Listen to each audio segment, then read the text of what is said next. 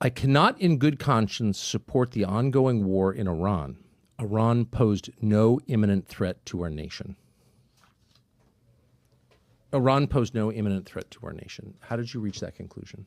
I think this is key. I mean, this would be more challenging to explain had the Secretary of State, the President, and the Speaker of the House not come out and said that we conducted this attack at this time because the Israelis were about to do so. So that takes away the argument that there was an imminent threat, as in Iran was planning to attack us immediately.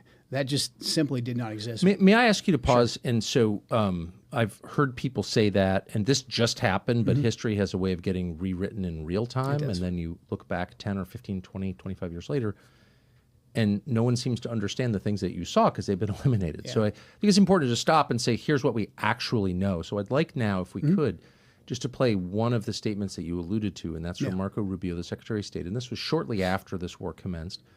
And he was explaining, as is his habit, in a thoughtful, precise way, why. Here's Secretary of State Marco Rubio. And so the president made the very wise decision.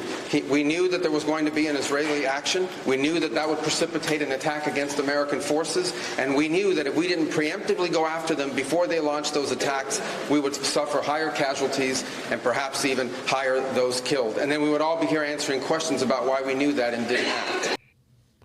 Okay, so that is his almost contemporaneous explanation, and it's not offhand. He reasons it out. He explains there's a logic chain there, and he says, we knew not that Iran was going to attack. He did not say that. Right. He said we knew that Israel was going to attack Iran, and in retaliation for those attacks by Israel against Iran, Iran might attack American forces.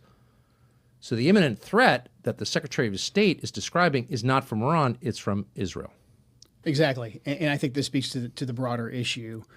Who is in charge of our policy in the Middle East? Who is in charge of when we decide to go to war or not? In this case, with what the Secretary described, and later on the President, later on the Speaker of the House, and the way the events played out, the Israelis drove the decision to take this action, which we knew would set off a series of events, meaning the Iranians would retaliate. Now, I think there's a potential there where we could have done several different things. We could have simply said to the Israelis, no, you will not. And if you do, then we will take something away from you. I think that it's fine that we offer defense to Israel.